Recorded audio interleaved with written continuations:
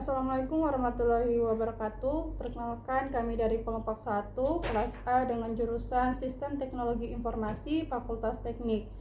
Jadi di dalam tugas kami ini mata kuliah Internet of Things, kami mengambil studi kasus sistem lampu jalan pintar atau Smart PJU berbasis IoT di Indonesia. Sebelum kita masuk di pembahasan, izinkan saya terlebih dahulu untuk memperkenalkan kelompok 1.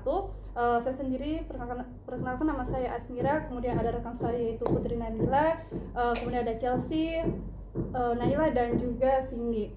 Oke, mungkin langsung saja kita masuk di pembahasan. Jadi yang melatar belakangi kami mengambil studi kasus ini, sistem lampu jalan konvensional masih memiliki banyak kelemahan seperti boros energi, tidak efisien dan juga sudah dipantau.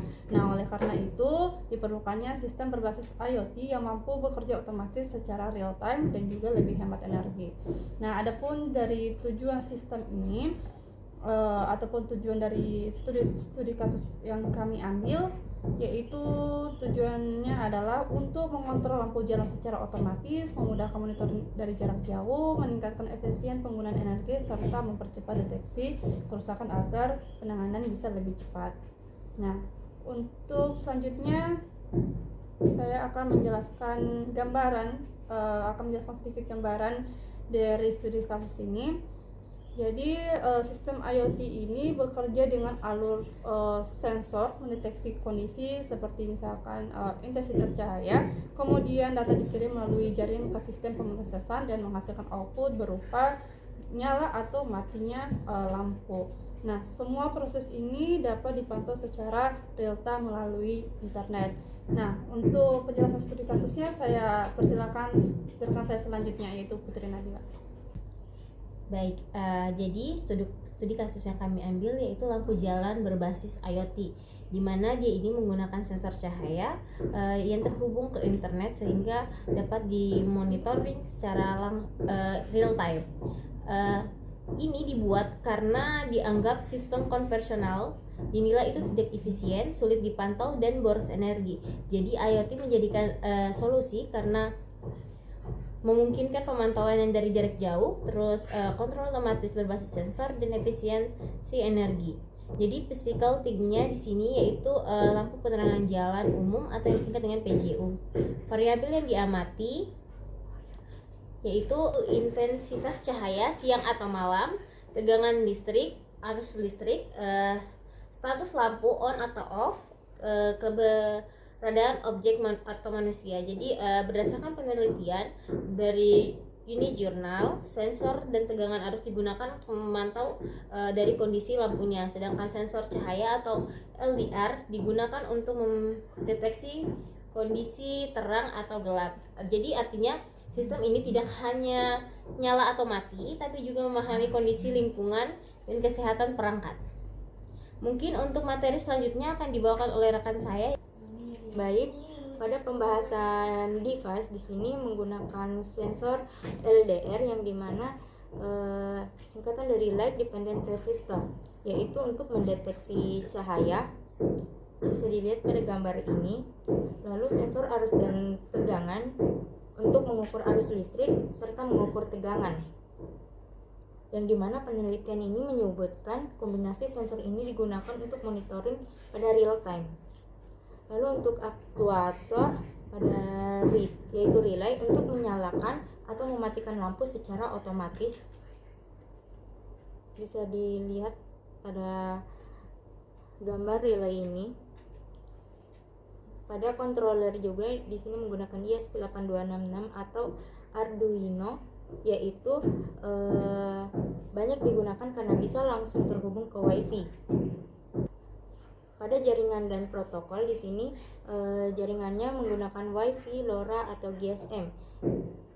Seperti kita ketahui, WiFi itu umum di kota, sedangkan GSM atau LoRa untuk area yang luas pada umumnya. Pada protokol juga di sini menggunakan MQTT dan HTTP, yaitu untuk komunikasi data. Sistem IoT mengirim data dari microcontroller ke internet secara real time. Data dikirim ke server atau cloud untuk diproses dan ditampilkan. Baik, untuk materi selanjutnya saya berikan pada rekan saya. Baik, di sini saya akan menjelaskan slide gateway and edge. Slide ini menjelaskan bagian penghubung dan kontrol langsung. Gateway itu menghubungkan perangkat atau lampu ke internet atau cloud. Kemudian edge, yang pertama itu kontrol langsung ke lampu tanpa harus ke server. Yang kemudian itu respon lebih cepat atau real time, misalnya lampu langsung menyala saat gelap. Kemudian di sini saya akan menjelaskan platform IoT. Platform ini menjelaskan proses pengolahan data dalam sistem IoT. Yang pertama itu ingestion, data masuk. Data dari sensor atau lampu dikirim ke sistem, kemudian ke storage atau penyimpanan. Data disimpan di database atau cloud, kemudian analistik atau analis. Data dianalisis untuk melihat kondisi atau pola. Kemudian visualization ini adalah dashboard. Data ditampilkan dalam bentuk grafik atau tampilan. Kemudian alert ini notifikasi. Sistem memberi peringatan jika ada masalah. Kemudian saya akan menjelaskan aplikasi dan manfaat. Slide ini menjelaskan siapa pengguna dan keuntungan dari sistem. Penggunanya itu pemerintah. Pemerintah menggunakan ini digunakan untuk pengelolaan fasilitas umum seperti lampu jalan pintar. Kemudian manfaatnya, yang pertama itu hemat energi. Lampu dapat menyala atau mati otomatis sesuai kebutuhan. Kemudian monitoring mudah. Kondisi lampu bisa dipantau dari sistem atau dashboardnya tadi. Kemudian ada perawatan cepat.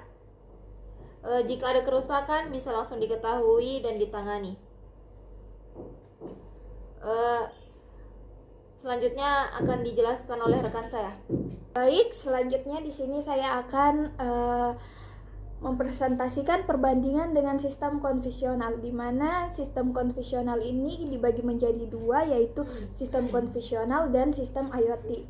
Di mana sistem konvensional ini masih dilakukan secara manual sehingga bergantung pada manusia, tidak real time, sehingga data atau kondisi tidak bisa dipantau secara langsung dan tidak ada monitoring. Jadi sulit mengetahui kondisi secara terus-menerus dan cenderung lebih boros energi karena tidak ada pengaturan otomatis. Sedangkan untuk sistem IoT sendiri ini berbasis otomatis karena menggunakan sensor dan sistem terprogram. Terus real time sehingga data bisa dipantau langsung saat itu juga, dan memiliki dashboard monitoring sehingga memudahkan pengguna untuk melihat kondisi sistem dan lebih efisien, baik dari segi waktu maupun penggunaan energi. Keamanan IoT sendiri ini memberikan resiko terhadap hacking. Jadi perangkat bisa diretas oleh pihak tidak bertanggung jawab dan manipulasi data, sehingga data bisa diubah atau disalahgunakan. Dan untuk solusinya yaitu authentic device, di mana memastikan hanya perangkat yang terdaftar yang bisa terhubung, dan enkripsi data, di mana inskripsi data ini diamankan sehingga tidak mudah dibaca atau dicuri oleh pengguna lain. Baik, itulah dia pembahasan dari kelompok kami dari studi kasus yang kami ambil, yaitu sistem lampu jalan pintar atau Smart PJU berbasis IoT di Indonesia. Adapun ada kesimpulan yang bisa kami tarik, yaitu penerapan IoT pada lampu jalan memberikan banyak keuntungan dibanding dengan sistem konvensional seperti pengoperasian yang otomatis, efisiensi energi yang lebih baik, serta kemudahan dalam monitoring dan perawatan. Nah, selain itu juga sistem ini juga meningkatkan kecepatan respons terhadap kerusakan dan membantu pengelolaan infrastruktur menjadi lebih modern. Dengan keunggulan tersebut, maka Smart PJU berbasis IoT sangat relevan untuk mendukung kemajuan Indonesia. Oke, mungkin itu saja dari kelompok kami. Lebih dan kurangnya kami mohon maaf. Wabillahi taufiq wal hidayah. Wassalamualaikum warahmatullahi wabarakatuh.